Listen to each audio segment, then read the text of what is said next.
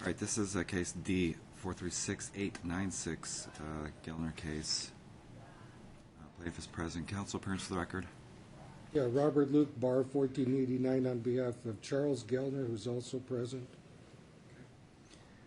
First of all, I apologize about last week. I got that flu bug, so I was out, and I appreciate you guys accommodating me so we could, this was my next soonest date, so.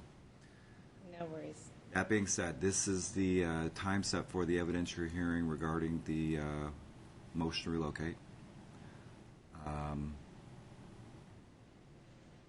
We've had, in reviewing the prior minutes, we've had some discussion about what the burden might be, et cetera, et cetera. And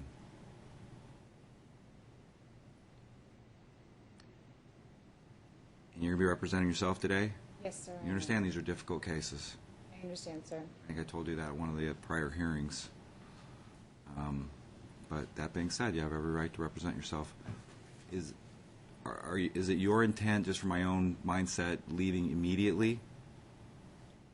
We would like to leave it for California as soon as possible. Like we're talking next week, if you get permission? If we get permission within a timely manner to have the girls visit with their father before we leave, but we also have school to consider, so I would like to leave within a timely manner. Within 2 weeks would be great, but I'm very flexible on that. I just want the girls to have their school continued and not be to be interrupted. No, I understand that. So one of the reasons you indicated in your motion to relocate is your husband has a job? Yes. All right. For your husband to be? Yes. Is this him in the gallery? Yes. Your Honor, this is William Gazinski. Is he going to be testifying? No. Okay. We may call him, we're not sure yet. You want a closed hearing anyway? Yes, sir. All right. Well, I grant anybody's request for a closed hearing. I have a pretty liberal view on that. So.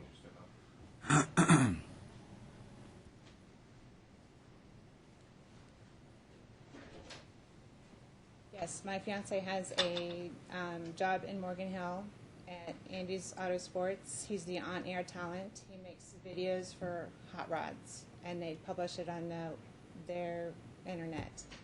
And he has increased the company's sales so well, and have also secured myself a position with their company to resell parts that come back to Andy's. Well, again, this is, you understand, I mean, I'm just kind of inquiring a few things, then we're going to jump into an evidentiary hearing where you have to present evidence, testimony, exhibits, things like that. I mean, have you discussed what's necessary at an evidentiary hearing? Because here's the thing, you are up against a very seasoned attorney, and we deal with rules of evidence. It's just, you understand? I just need you to understand that. I'm a neutral. I can't help you in this case. Do you understand that? I do understand that. So, that being said, when would your fiance's job start? He has already started employment and has been commuting back and forth. I to California, and then he to Nevada for our relationship and our families. Okay. And you understand it's your burden, To show proof that to one way or the other, because it will probably edge into, because I know we've discussed it at one of the prior hearings. Do we have a dispute, and I'm going to use the date of the filing of the original motion, which would have been August 28th. Now, ours was submitted. Hers was, but I feel like I need to use hers, which was actually a little, Hers was later, yes. mid-September. September 12th. Well, yours was contained in opposition. I show your opposition and counter motion, including just a vague request to relocate, was September 5th. So I guess the issue for me would be, I mean, it's close enough in time because he filed his August 27th anyway. So we'll use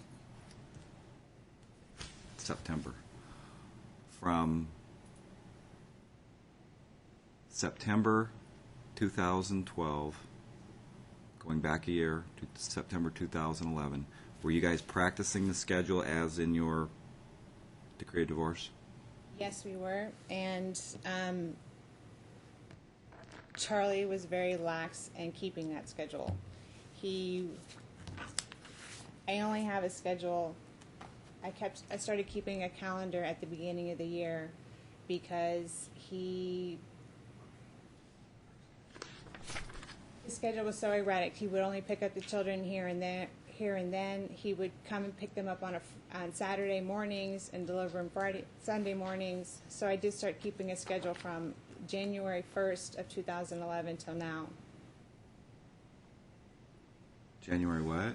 January 2012 to now. Okay, generally, every weekend or at week, your time designation is you would have every Monday afternoon when school gets out, correct? Until Friday morning. Until Friday morning when I drop them off at school, yes. Did he generally practice that? For the most part? Out of 1,700 hours he was supposed to have them, he only had And them. count hours. I guess He did not practice regularly having his full time at all. He would pick them up from my home in the evenings between 6:30 and 7, and then drop them off on an average Monday by Sunday at 4 p.m. And that was agreeable by you, okay, for my work schedule. Hold on. Say that again, the last statement. He would pick them up from my home at 6:30 to 7 on Friday evenings, Okay. and then drop them off Sunday evenings by 4 o'clock. That was the regular routine. That was a regular, standard routine. And that occurred for at least according to you, you might have a different opinion, for at least the year prior to. Since the day I left. For 3 years, he's maintained that schedule. That seems to make more sense. The reason I have to ask you these questions is we have two different standards that we apply in relocations. I have to apply one standard if you are a primary custodian. I apply a different standard if you are a joint physical custodian. Right. So that's why I have to. Understood that. And in September, we were established that I did have primary custody because of the schedule that we had kept. No, I understand that. I note stuff in the minutes here and there, but we're kind of at D-Day, so I have to make sure that everything's okay. Understood. I'll let you jump in if you want. I'm just asking some preliminary stuff. At the end of the day, it's her burden to prove. You're completely in a defensive posture. Do you have any questions or clarifications or anything on the forefront, Mr. Luke? No, not Comments? realistically. We did file a motion for change of custody in August, and of course the best interest standard will apply, and the best interest standard still applies even under whatever standard of relocation you do. So I think it's more academic than anything. I mean, the short standards will apply if she has primary physical custody and so forth. But even having said that, the best interest of the child standard always applies, and that's in the case law, even when applying the short standards.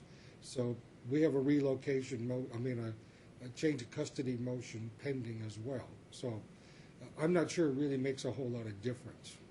Well, his change of custody motion was based on the fact that she was relocating, correct? Correct. Yeah. So Okay. it's one of the other. That's right. And if she stays here, then that probably would be moot. But the point being, and this is similar to what happened in Flynn. I mean, the lady wanted to move out of state and to go to Bible college in California, and Dad opposed it, filed a motion for a change of custody. The court denied both motions, and that was affirmed on appeal. So, that's, the custodial arrangement stayed the same in the Flynn case, and that's the latest pronouncement in a published opinion from the Nevada Supreme Court. That's the one I always refer to. So that being,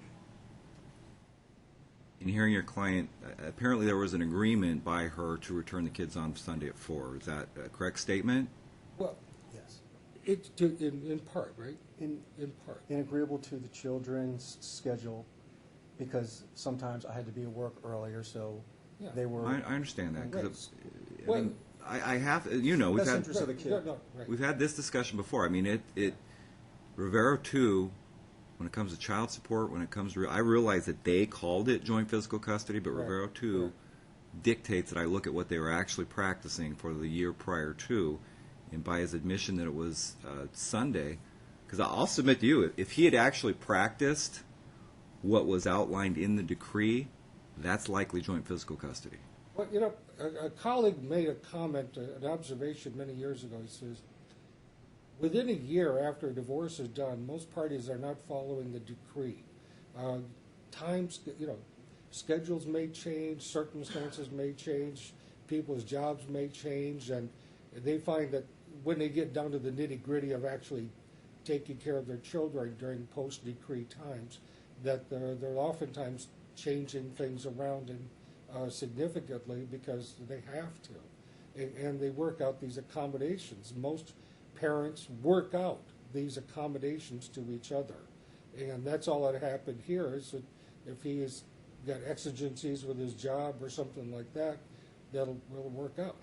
It wasn't always it's not a hard and fast thing, but there was an agreement. It's easier to bring the kids back Sunday night so they could be ready for school, and in case he had to go to work early in the morning, that made it easier all the way around. So, yeah, it was a practical thing that worked out. When I was able to take them to school on Monday, I would. 3 times. Listen, this is not. I understood. But But given the factor, here's the thing: if it was reverse, and you know this, I mean, if it was a reverse situation where it was deemed on their paper her having primary physical custody, your client having visitation, but in a de facto practice for the year prior to, he was having the kids for half the time, I can assure you you'd be making the argument we should be using the Potter standard today. So the fact is, I have to look at what they practiced. They clearly, even my liberal interpretation of Rivero too, that's still having her primary physical custody. I just need to know, just affirming for myself, and I did note that at one of the prior hearings, that we're dealing with the Schwartz test, so I don't want to. correct. And then, looking back, and I reviewed the case law and this stuff, as long as, the Schwartz factors still involve a best interest and actual advantage standard. So I think what we're talking about here is more academic than substantive, because you still have to apply a lot of the same considerations regardless of which test you use. You just may not formally use Schwartz if you're doing the joint physical custody Potter analysis, but it's all, no matter what approach we use, they all require that the cornerstone of decision making be the best interests of the child. And I think it's, like I say, it's not a whole lot of substantive difference here. So however you want to call it, I mean, I'm not sure it's going to make a whole lot of difference. I agree. I like having these debates on the record because I mean, Potter is a straight up best interest standard. Correct. Schwartz is not. I mean, Schwartz itself was significantly modified with the Jones decision. Jones was almost borderline. They did almost everything but take the presumption that a parent should move out of state. So what Jones said is you have to focus on their intent, that we have the adequate alternative visitation schedule, and then we have a burden shift. And then the burden shift is not a straight best interest. The burden shift is that your client would have to show concrete material reasons why the move is adverse to the kid's best interest. So it's not just a straight, we're not just dealing with what's in the kid's best interest. So. Right, but then Flynn went back and said best interests always have to be considered, no matter what you do. And so I've got the Flynn case right here. I've got it right there. It's on Yeah. 443 that they say that.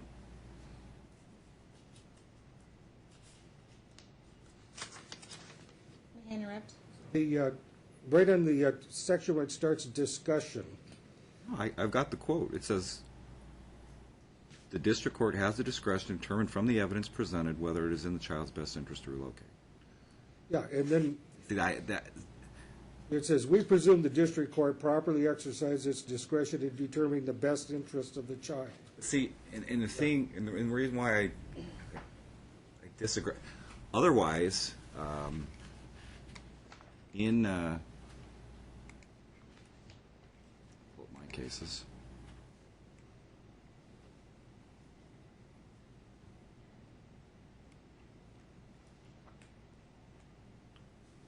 The Potter case, which is joint physical custody, Right. was subsequent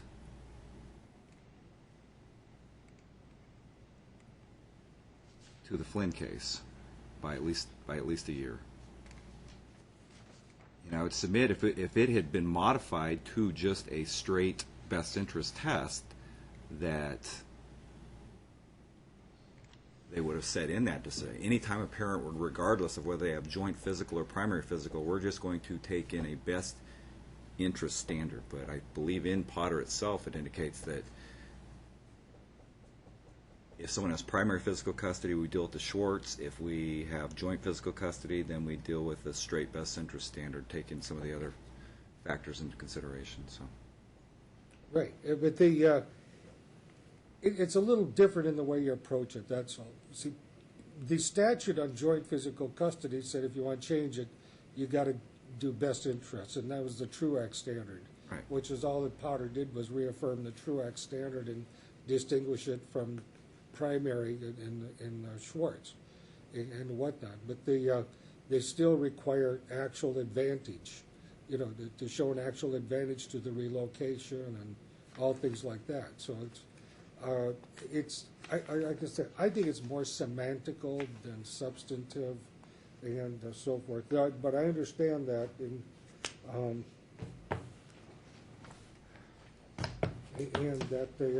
that's what we're here for today. all right.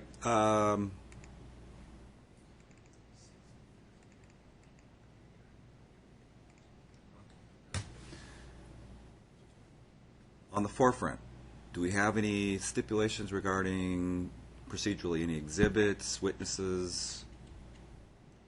I'm receiving. I have several, since receiving the defendant's trial brief, I have several exhibits that I'd like to present, medical records, proof of payment that Charles has made for the past 3 payments, our lease agreement in California, a detailed calendar of time spent from September or August 28th through now. The school calendar in California where Hold on one second. I'm looking back because typically what I indicate is, even though these are post-motion things,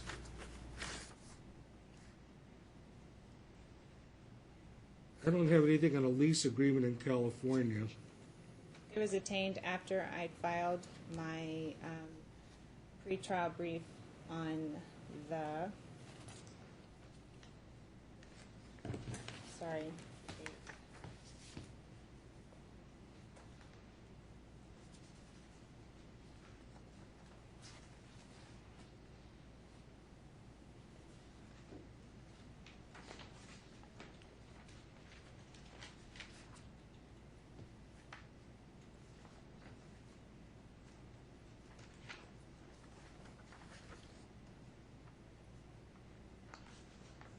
on January 10th is when I turned in my pretrial brief, and then on the 14th, I turned in, it was attained after those briefs were filed. Because we were looking at monetary. have you received that, Mr. Luke? I received a pretrial memorandum, that's correct, with a few exhibits attached, and then I received another pretrial brief with some other exhibits attached, but not those that she's referring to. None of the documents that I just announced was included in my pre-trial brief. See, I'm looking at the minutes, and typically I will state, it's not worded that way in the minutes. I indicated discovery pursuant to 16.2. What I typically state is, even though this is a post-judgment issue, 16.2 applies. What that means is you have to get, we don't sandbag in court. If you did not get this stuff, That was not my intention at all. and it's not an intention thing, but they have the right to a fair hearing, and if you haven't gotten them the documents you intend on presenting today, at least 30 days prior to today, they're probably not coming in. This is a case that's been pending for several months, right? Yes, sir. So Yes, Your Honor. So, I don't know that stuff's going to come in if Mr. Luke objects to it. okay. Understood. The only other thing we have is we subpoenaed a teacher from the girls' school, and she's actually the gate counselor. And She's on your witness list. yeah, she's on our witness list, and we've disclosed her. And I indicated to her that I would ask the court's permission to present her out of order early in the case so that she could then leave and go back to work. Do you have any objection to that? No, Your Honor, I don't. Okay, we'll take the teacher first when we start. I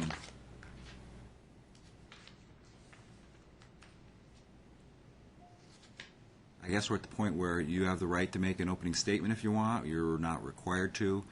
I'm going to try to put everybody at ease. I realize you want to leave sooner than later. I'm likely to at least take the weekend to make a final decision. And if it's not a full decision, and I realize, and that time being a factor, even if I have to issue a brief minute order saying granted or denied with a more detailed decision with findings and everything subsequent to that, it's still probably likely not going to be till Monday. I don't like doing it whimsically. These are serious cases. I take these relocation cases more serious than custody modifications with people in the same community, because at least you get to see your child every week. These are more closer to termination of parental rights when you're almost a whole state away. You know what I'm saying? You don't get to see your kids as often. So I take them seriously is the point. And so you're likely not going to get a decision from the bench today. It'll probably be a written decision. I'll try to get something done by Monday. I don't know if it'll be the full decision, but hopefully that'll ease your mind that you're not getting a decision today. I Okay? fully respect that. All right. And You want to make an opening statement? yes, Your Honor.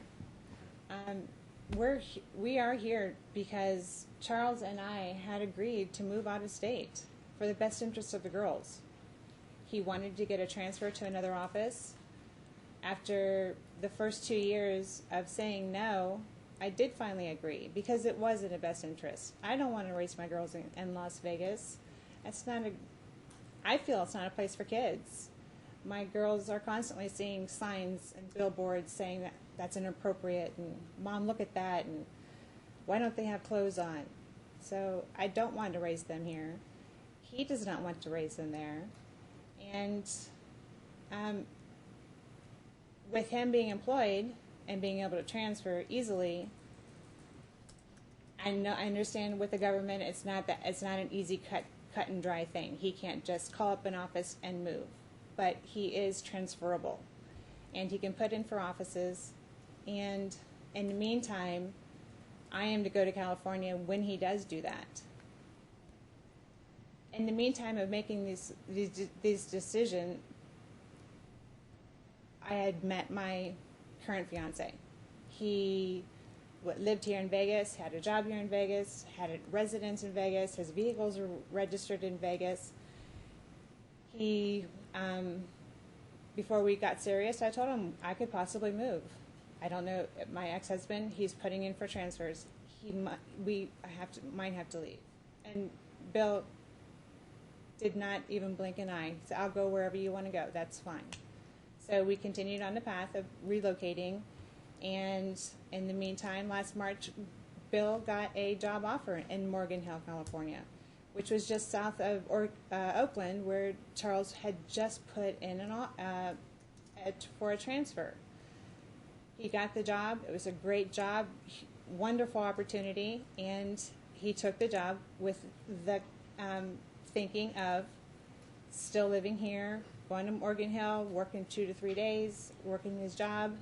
And when Charles got the transfer, we'd already be set up with employment and a base, a life that we've already started with friends and family and whatnot. And then when Charles got his transfer, we would move.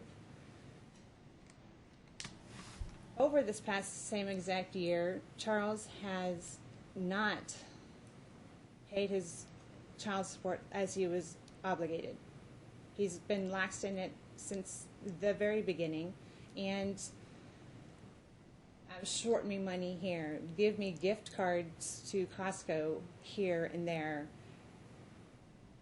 Being such a control issue over the monies that he would serve had put me further and further behind in debt. And in August, yes, I did get evicted from my apartment. And, excuse me. When we got the eviction notice, we decided to ask his permission to move to California, because on August 12th, he sent me a text saying, is the LA office okay? How about Oakland?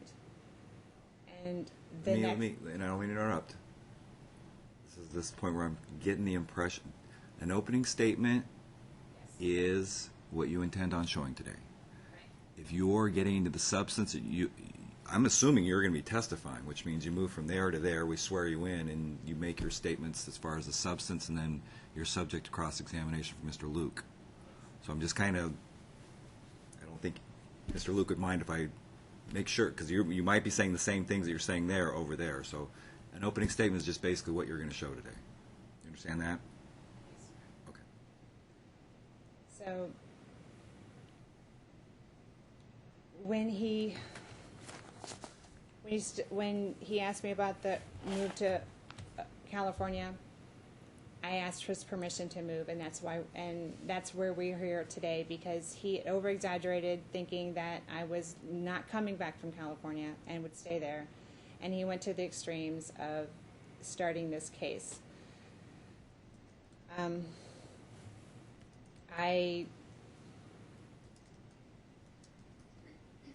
I can show that this was his intention. This was his intention to move, and he's not allowing me to move now without him making his transfer first. Okay. That's it. So Luke, you want to make any statement? You want to defer to your case? What do you want to do? I'll just make a very brief Sure. opening statement. Two things before I want anybody. Mr. Luke may know, because I think he's got stuff in here. I keep copious notes, so when I'm sitting here looking, I'm notating what's going on. I'm not emailing my law clerk. I'm not surfing the Your internet. I'm Honor. not doing anything. But I just understand. have your case up here, so I keep notes that I go back and refer and Please. remind myself and everything. The other thing is we have a bench bar meeting today, so we will need to break. We're set for all day if we need to, but we will need to break at least noon, so I can be at that, and then we'll resume if we need to. Maybe we'll be done, maybe not, but we do need to break by 12. Yeah, Okay. I'm aware of the bench bar meeting. Okay. All right, Your Honor, this is the time set for the evidentiary hearing of this case. Mr. Gellner will testify along with a family friend that Ms. Gellner lived with for a brief period of time, Tracy Werheim. And then we have a teacher from the school. And then we've also disclosed that his brother, who is a licensed attorney in Nevada, will also come down and testify. He's available by phone, can come down in a matter of minutes. So we'll call him when we need to. That's Christopher Gellner. And so those would be the witnesses we'd be presenting today. The evidence will show through the testimony of Mr. Gellner primarily that they were married a number of years ago. They have twin girls. And back in He got a 3-year assignment back in 2004, thereabouts, to go to the Cairo, Egypt, where he would be as an assistant attaché employed at the U.S. Embassy, but he was specifically in the DEA. He graduated from UNLV with a degree in criminal justice, and then spent some 4 years in private work here at casinos in Las Vegas, then got hired by the Drug Enforcement Administration Agency in 1991. So he's had a career with the DEA that now exceeds 23 years, thereabouts. 22 years. And he, because of his stature within the DEA, when he transferred to Egypt, he obtained a fairly high level of security clearance. And that is because he had to work with the diplomatic corps, with his Egyptian counterparts and so forth, and addressing drug issues and all the different things that go on in the world and that underworld. And there are times, like when the former government agent, John Negroponte, I can't remember if he was UN ambassador or what he was, but he came to Egypt.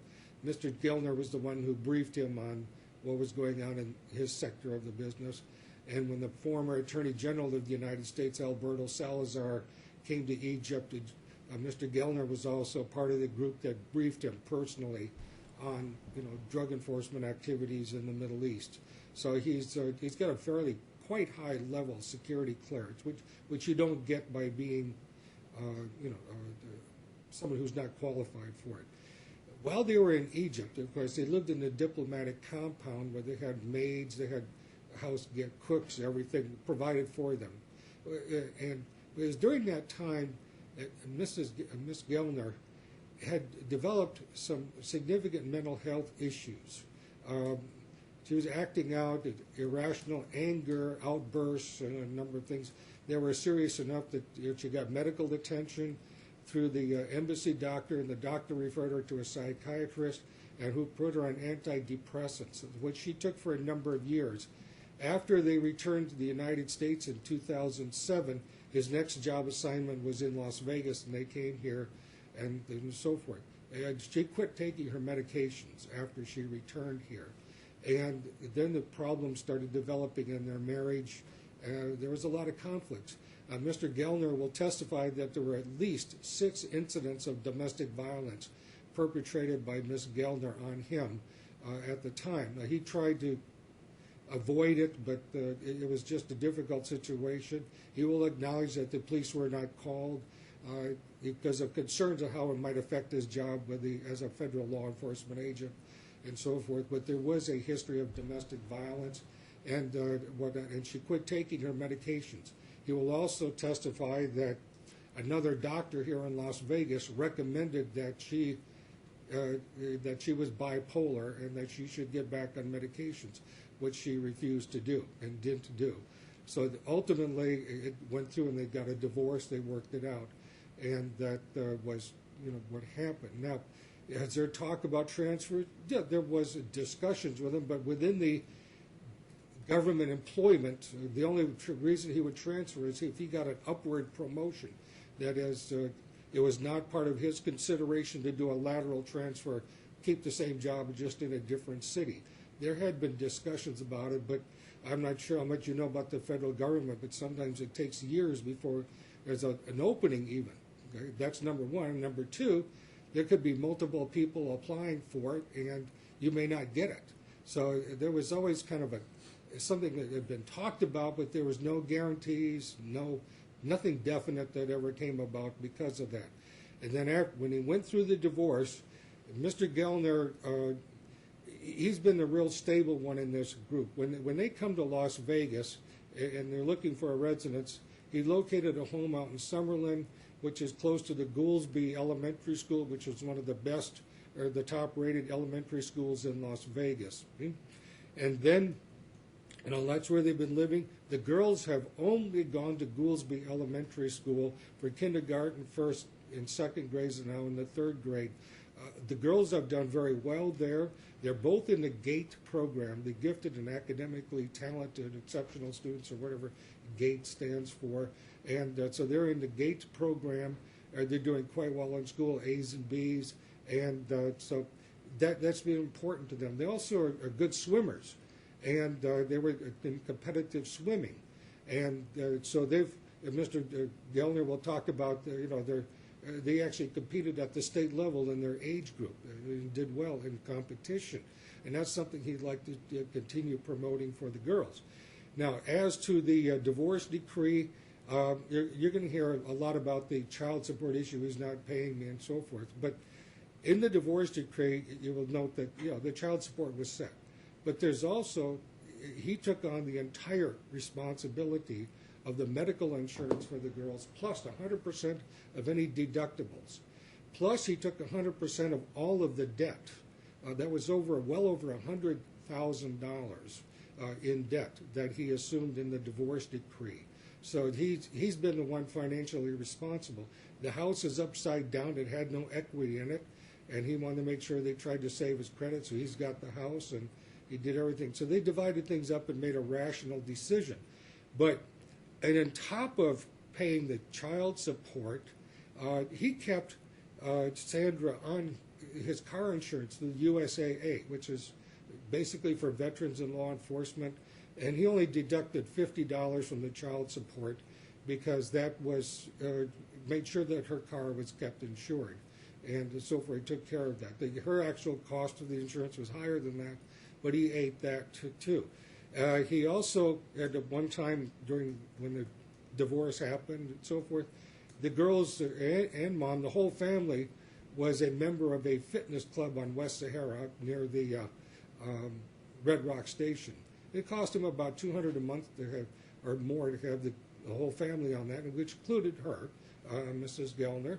And then he also paid another $200 a month for the girls to get the coaching for their swimming development and so forth. He's also buys them the school clothing, a lot of their personal clothing, and a lot of other things that he's had. So he basically has focused his entire life around his job and taking care of his family. And he stretched out financially to do that, but that's what he's done. And he's very stable. He's got a brother here. There's a lot of family activity here, and so forth. So we're going to establish today that that it's in the best interest of the girls to stay here, and if mom wishes to relocate for California, she can go, but the girls should stay here. We're going to challenge the evidence concerning the school and the living arrangements in California, and contrary to what has been said, he was not aware that she was relocating to California until mid-August. The girls had said something about it in July. And then he finds out in August that she's been evicted from her apartment. Animal control had to come out and pick up some animals that were left there, and that that's when we filed the motion in court, because school was coming up and the kids needed to be enrolled in school. And so that's where we're at today. We think that the burdens under the Schwartz will not be met to relocate to California. And so our position will be very, very simple. If she relocates to California, the girls should stay here. It's in their best interest to do so. But secondly, if she elects them to stay here, then he's not going to ask to change the custody arrangement. So it's pretty much kind of like what happened in Flynn. So that's what the testimony will show today, that there's lots of problems with this relocation. Okay. All right. I guess we're starting with the school teacher, correct? Yes, sir. All right. Marshall. This is Jane Bell. Do I question her first, Your Honor? I would. It's the plaintiff's. It's plaintiff's witness, so typically we'll let Mr. Luke start, and then you can ask whatever questions you. I understand. Your Honor, the school semester just ended, and we just got some updated grades information from the school that was not available when we did this. We just got the progress reports last night. Yeah.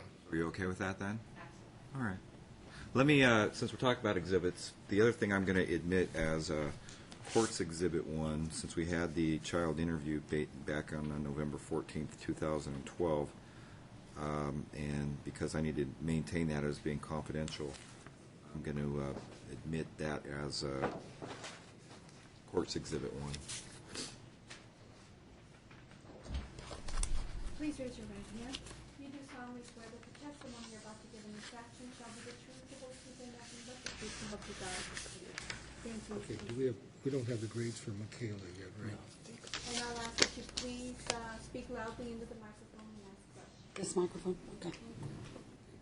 Would you state your name, please, ma'am? Janie Bell And where are you employed? at Goolsby Elementary School. In what capacity are you employed? I am the GATE specialist, gifted and talented education teacher. Okay. And describe your job duties and what you do at Goolsby. I teach 3rd, 4th, and 5th grade academically gifted and talented students. It's a pull-out program where the students come to my class 150 minutes per week, about 2.5 hours. They're pulled out of their regular classroom, and we do academic enrichment activities, critical thinking skills. And how long have you been employed at Goolsby? 8 years. 8 years? And have you always been the GATE teacher? Yes. Okay. How does a student qualify for the GATE program? They take one of 2 qualifying tests. There are several ways to qualify. There are 2 tests. One is a visual spatial ability test, and the other one is a verbal ability test. They can either receive a 98th percentile on either one of those, or there's a matrix that we have that has a teacher rating scale and parent rating scale, and their grades. If they get 12 points on that scale, then they can also qualify that way. Okay. And are you familiar with Madison and Michaela Gellner? Yes. Okay. And how do you know them? They're in my class. They're in my 3rd grade GATE class, or 2 Okay. classes. And both of them qualified for the GATE program? Yes. Okay. Now, is Goolsby on what we call a trimester system? Yes, it is. GATE gives out their progress reports twice a year. However, I give them out at semesters. Okay. So what they have then is the grades for the first trimester, and then whatever your GATE evaluation is. Right. Okay. Now I think we just got the grades for Madison, and then some additional things very recently. That's from Madison's teacher. These are the 2 GATE Okay. status reports. Okay. Have you seen the grade reports for the girls? No, I have not. Okay. But you are the one that prepares the progress reports? For GATE, yes. Okay. And Your Honor, may I approach the clerk? These are 2 things that we just Yes. got. Yeah.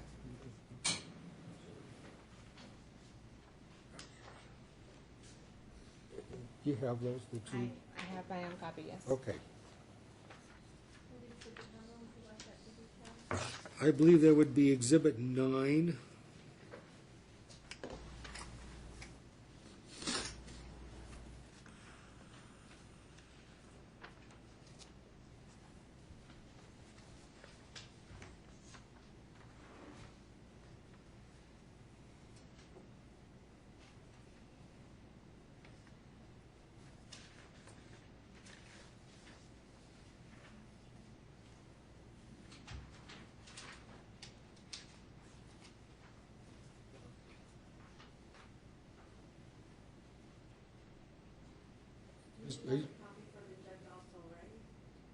No, there are 2 different ones. There's Madison and Michaela, so they're both. Yeah. Are they both marked as 9? Yes. Okay. Are you going to present them, or would you like me to keep them? No, I'm going to authenticate them through the witness, then we'll bring them back here. Okay. May I approach the witness, Your Honor? Yes.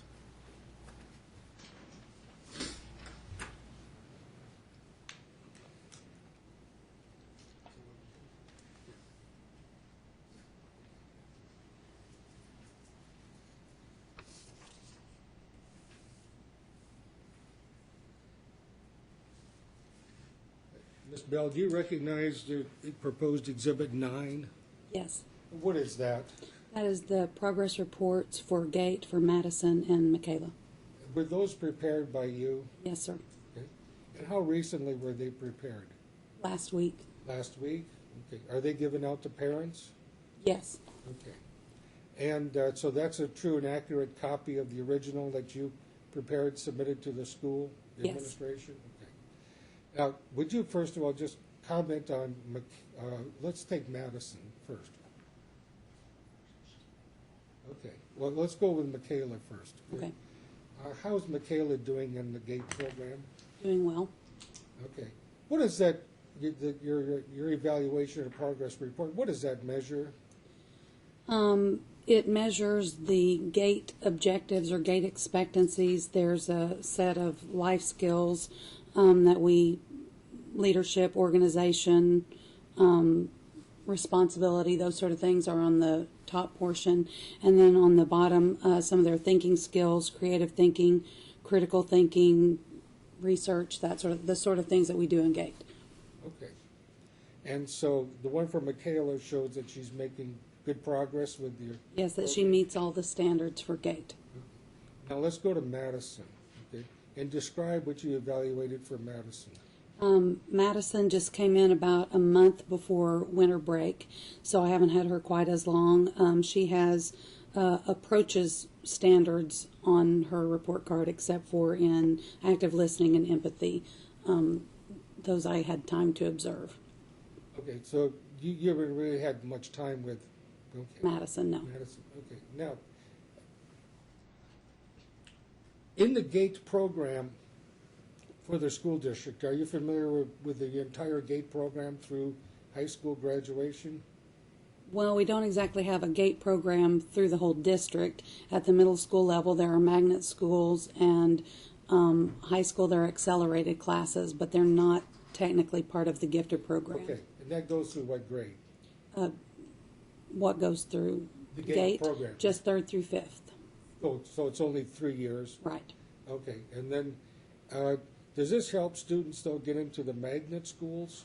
No, not necessarily. Most of the magnet schools are on a, I can't think of what it's quota called. basis, only so many Well, students? it's like a lottery, so they're Okay. picked randomly for magnet schools. Okay. In your course of your 8 years with the GATE program,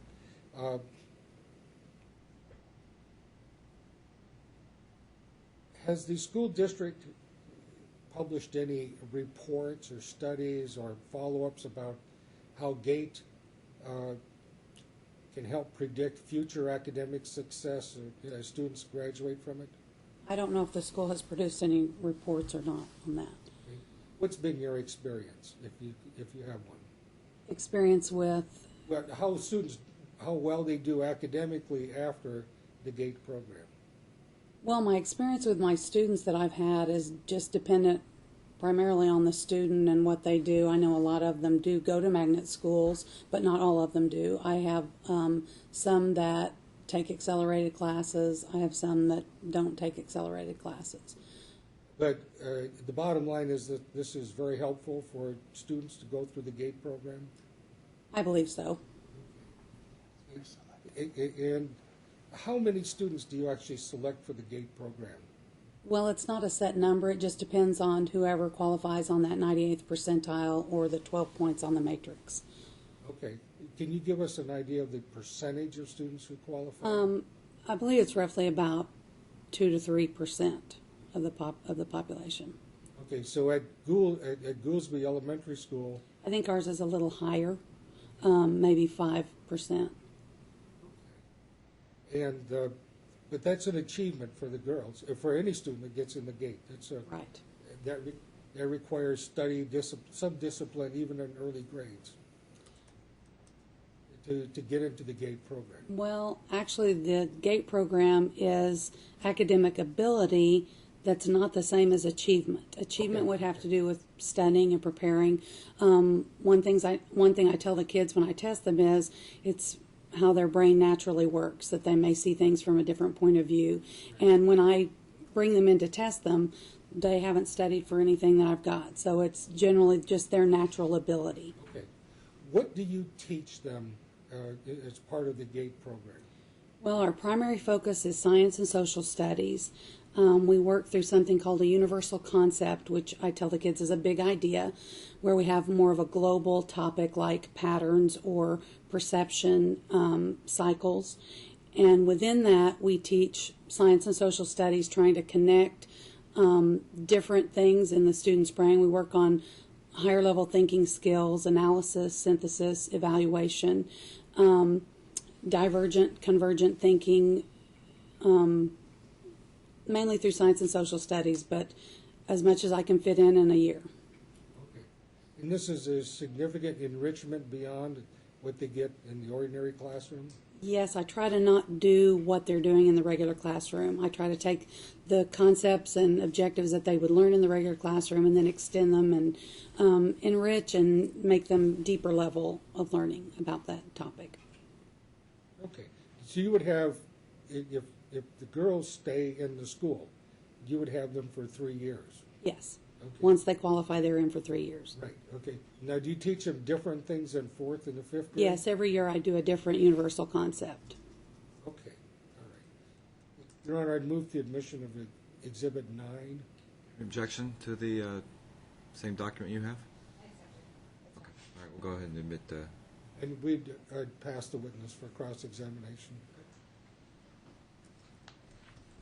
Hi, Ms. Bell. We met briefly at our meeting for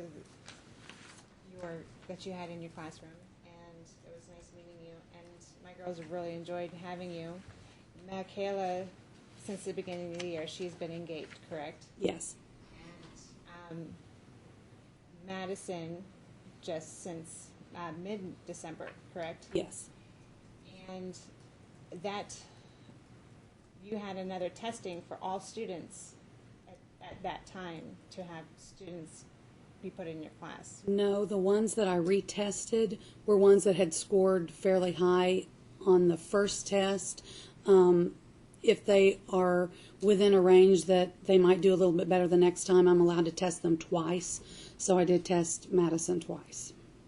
But I didn't test everybody twice, just the ones that I think, or the parent request. Did you feel pressured at all accepting Madison into the program because of our request and her sister being in there? No.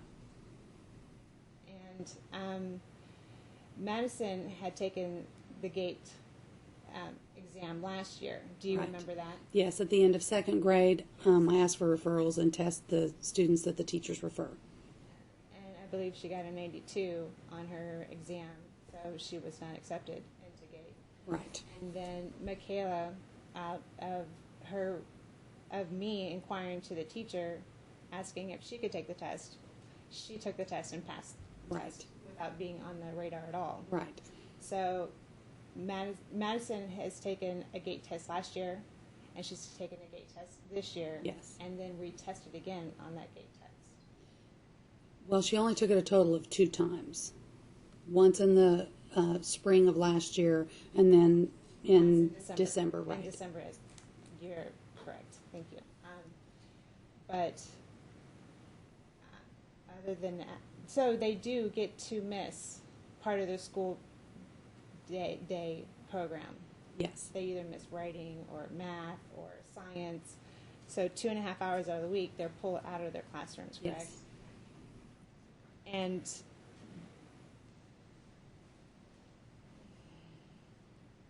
according to having pulled out 2.5 hours out of the week, don't you think that's harmful to their education that they're getting every day?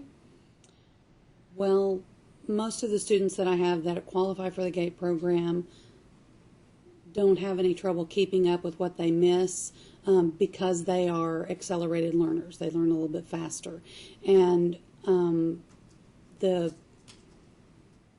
when I set up my schedule, I try to vary my schedule so that they're not missing the same subject all the time. So they have a varying GATE schedule. They don't come out at the same time every day. Not every single day, so it's Right. it's like 9:15 or 10:15. Right. 3 days a week. Correct. And That's all I have for cross-exam. Just one Yeah, brief Director. question. Are students required to keep up with their primary grade teachers? Yes, they have to go make up the work that they missed when they get back. Okay, thank you. Nothing further. Thank you for being here today to testify. Thank you. Have a- What do you want me to do with Bailiff will take them. Thank you very much. This witness can be excused by us, Your Honor. Have a good day. Thank you very much.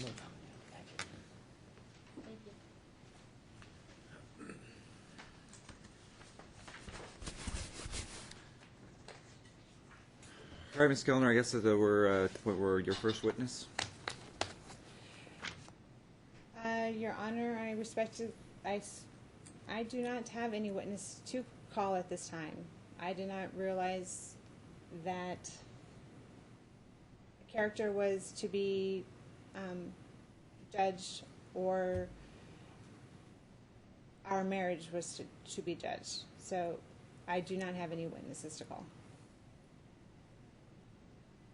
Are you done then? You're resting? Because here's the again, I can't. You understand? I can't help you. I understand It's that. your burden, and you. Mr. Luke referenced some of the cases that we're dealing with. You know, the Schwartz, things like that. Are you aware of what you have to prove today? I am aware that I have to prove that. I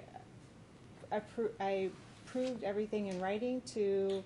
That's not. Listen, there's a difference between a motion, that's allegations, and today's the time where you present the evidence to prove the allegations.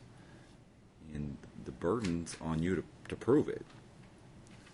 So, and again, like I told you last year, these are difficult cases. The law itself is difficult, let alone the things you have to prove. But that being said, if you're done right now, we may be done because I've got nothing other than your opening statement. May I please call Charles Gellner to the stand? That's fair. Yeah.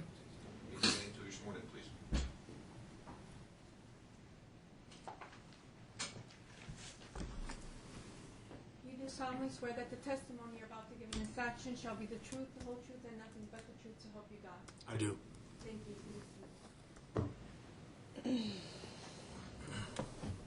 Charles, would you please speak loudly into the microphone and ask questions? Sure. Please state your name for the record. Charles Gellner. And you were my husband for how many years? Over 5 years. Do you remember the day we married? Yeah. October, I believe it was 26th. October 11th. And at that time we lived in Tucson, Arizona, and then we had our girls in early of 2004. January 5th, 2004, we had our twin girls and lived in Tucson, Arizona. And then at what point did you decide to relocate to Cairo, Egypt? I decided to, right after we had the girls, that it would be advantageous to go overseas. I've been thinking about it for a while. So it was right after. And then we left for Cairo, Egypt when? September of 2004. And the girls were 8 months old. Yes, approximately. 9 months old. And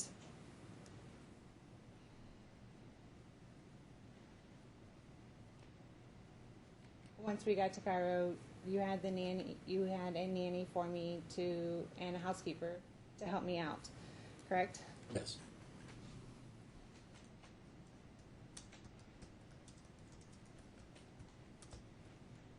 According to there was outbursts on my behalf on physical abuse, correct? Yes. When did this occur? This occurred shortly after we got our residence in Cairo. Do you remember at what time that you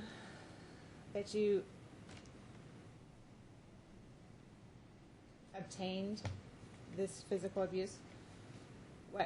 What were we having a discussion? Were we fighting? What happened? We were having a discussion. A discussion. Yes.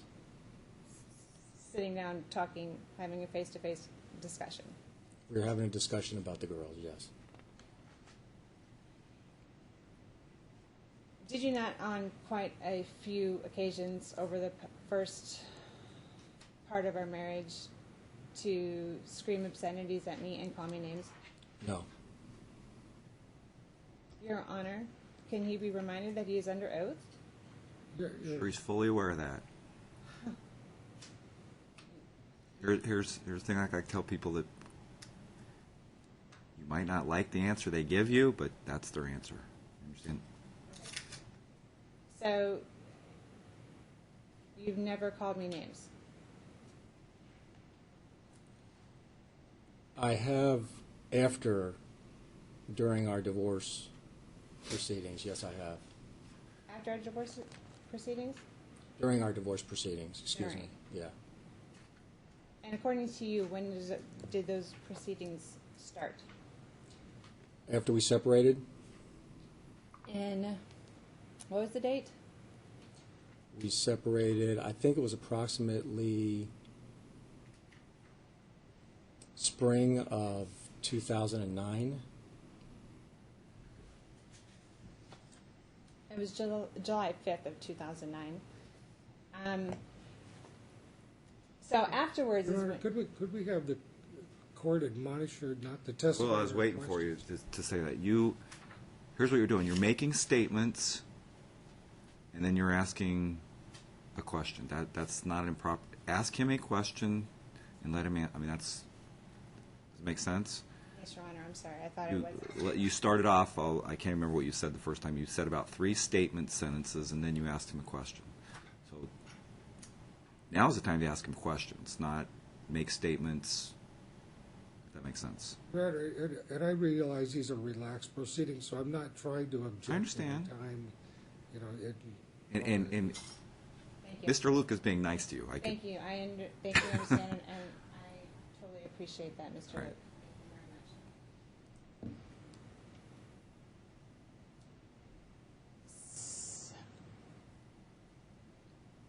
very much. Prior to our divorce proceedings, it is your answer that you did not call me names, correct? No, I said that we did have arguments about being divorced, and I said that it was not in the girl's best interest to get divorced, that we should work it out and go to counseling.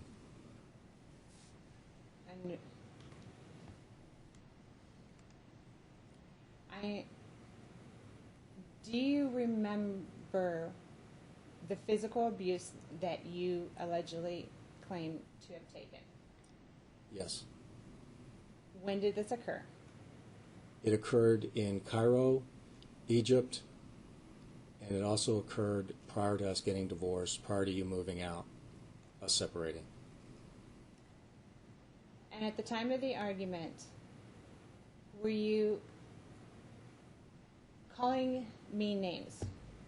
No, I was not. We were having a discussion, and I was remaining cordial and calm. Charles, did you ever call your wife a cunt?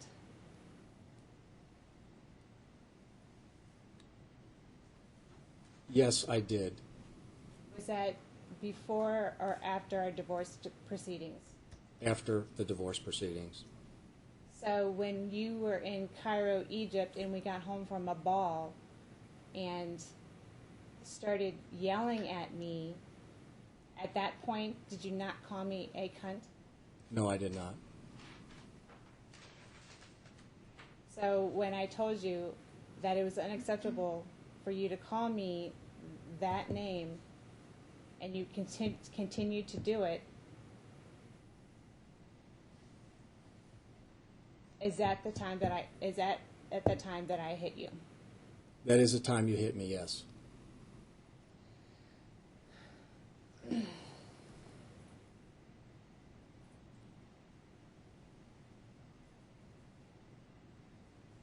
When I sought help in Cairo for postpartum depression, did you stand by my side to assist me in getting the help that I needed? Yes, I did. At the time of the appointment, did I tell you that I was going to the doctor to see her for what I thought was postpartum depression? Yes. When I tried to go to the physician that I was recommended to, that was off and out of the embassy. It was in Cairo to see a doctor that I was referred to. Did you allow your wife to go to that appointment? Yes, I did.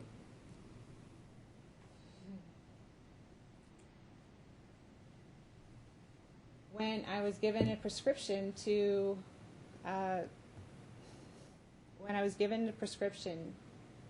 get on medication for postpartum, how many doses did your wife take? I believe you were taking your medication religiously. I didn't. Did you tell me at the time when I told you that I was on medication that you were not allowing me to be on that medication because no wife of yours was going to be medicated? It was unacceptable, and that I didn't need it. I did not. I supported you taking the medication. When did your wife stop taking this alleged medication? I believe it was a year after we came back from Cairo.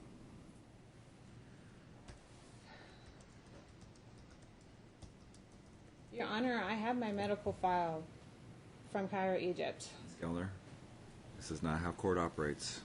You are quite welcome to. Right now, it's your witness, and you're asking him questions. That's all. Where we're at. That's all I can say. Are you done asking him questions? No, Your Honor, I'm not.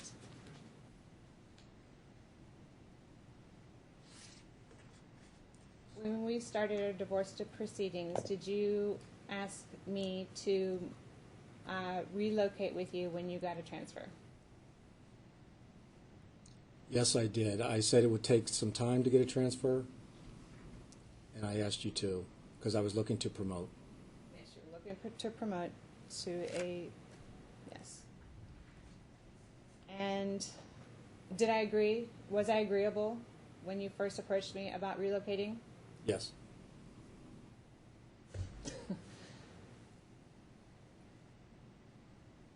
How many offices have you put in for since we started our divorce proceedings? Approximately a dozen. When's the last when and where is the last office you put in for? The last office I put in for was in San Diego. And when was that, sir? That was approximately a month and a half ago.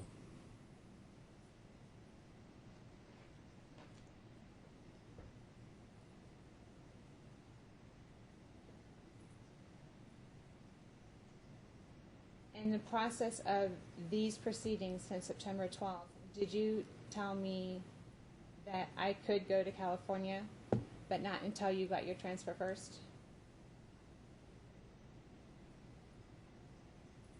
Can you repeat that again? Since we started these proceedings on August 28th, have you told me that I could move to California, but not until you got your transfer first? I wanted to move as a family. So, No? That's fair, sir. She asked a yes or no question. ask me again, please. Just one moment. Since we started these proceedings in August 28th, did you tell me I could move to California, but not until you got your transfer? Yes.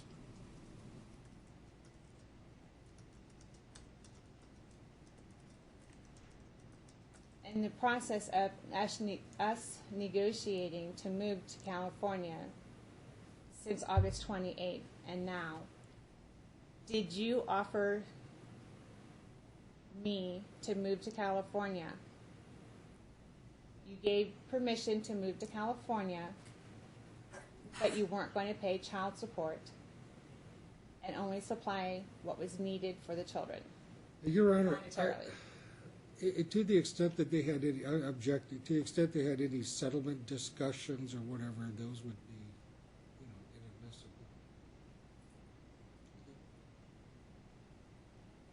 inadmissible. I'll sustain it on that. Additionally, you're asking multiple, you're trying to fit a lot of stuff in one question. Does that make sense? Yes, Your Honor. I mean, just ask simple questions. But here's the thing. Mr. Luke's correct in that you've already got in what you got in. The fact that apparently there was an agreement you could move if he could move altogether. So we're done with that. But any sort of trying to settle things is barred. That I can't bring in. Understood. Okay. Thank you. So I'll sustain the objection. Sorry to report.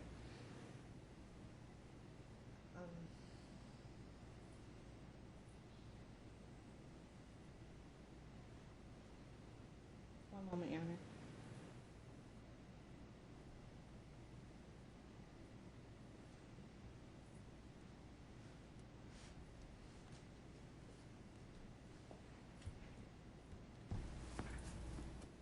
At this time, I don't have any further questions.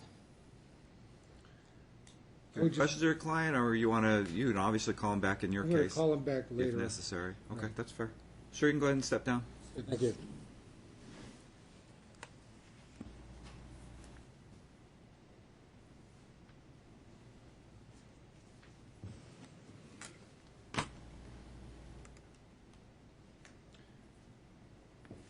Ms. Geller, you're next. Do you have any other witnesses?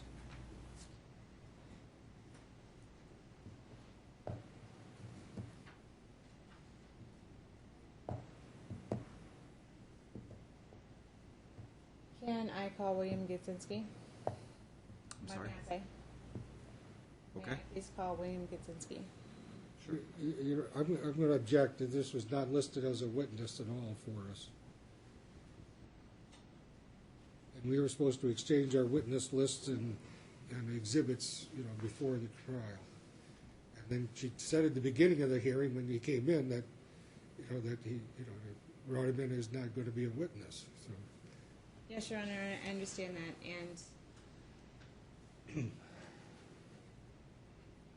to my dismay, I was not properly prepared for what this day had brought. Yes, I was warned by you.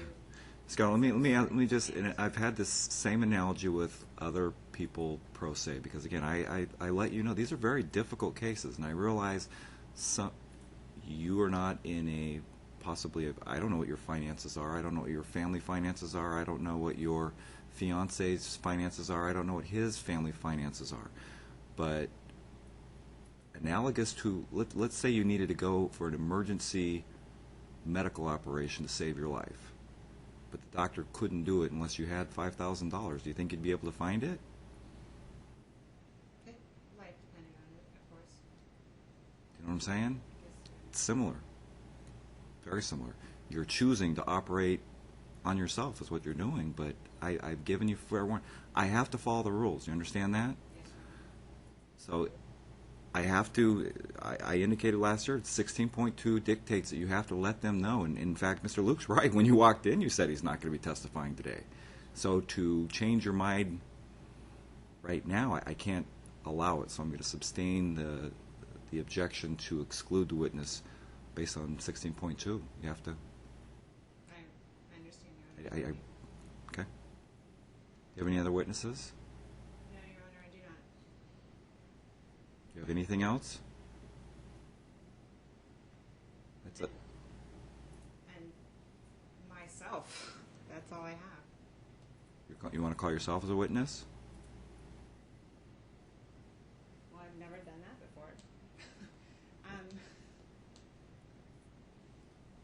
something like. Let's do this. I'll give you. Let's take a break for about 10 minutes. Let you think about it. Think what you want to do, and then we'll proceed one way or the other. Okay? We just leave everything right here? Yeah, we're just taking a break. We'll be off the record for. 15 minutes, please. That's fair. We'll resume at 10:35. Thank you.